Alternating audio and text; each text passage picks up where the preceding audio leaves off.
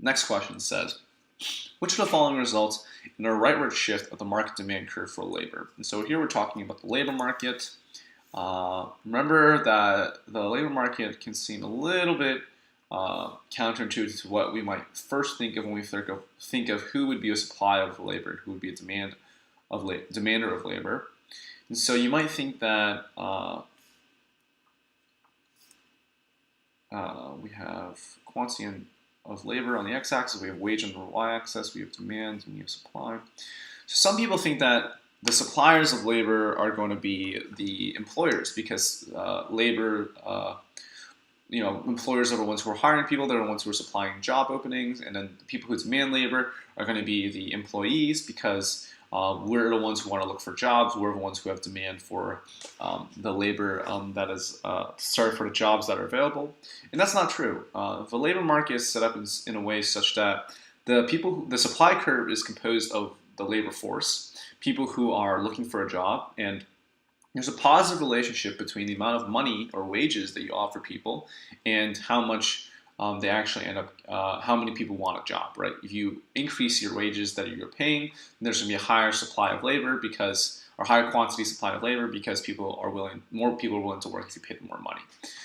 Similarly, there's an inverse relationship between wages and the demand for labor, and demand of labor is composed by employers who are looking to hire people. And so if you say that employers must pay a very high wage, then they're not going to be able to hire that many people, and the quantity of demand for labor is going to be low. And meanwhile, if you say you can pay very low wages to your workers, then there should be a very high quantity demand of labor because people are going to be able to, employers are going to be able to employ more people if they have to pay them only a little bit of money.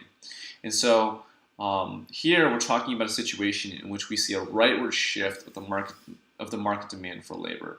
And so we know that this is going to be something that affects the ability of businesses or employers to hire people, and it's going to increase their ability to hire people or increase their incentive to hire people. So let's take a look at the possible reasons.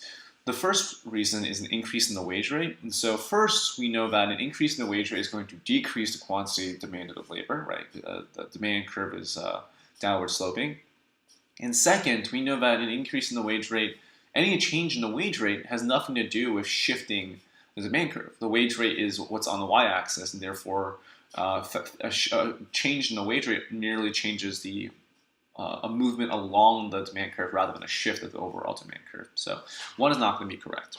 Two says a decrease in the price of raw materials. And again, that seems to have no impact on the labor market specifically. We can think of decreasing input prices for raw materials as something that might affect the supply curve for producers overall, but has no real impact on the number of people that employers are looking to hire. So that's not going to be correct.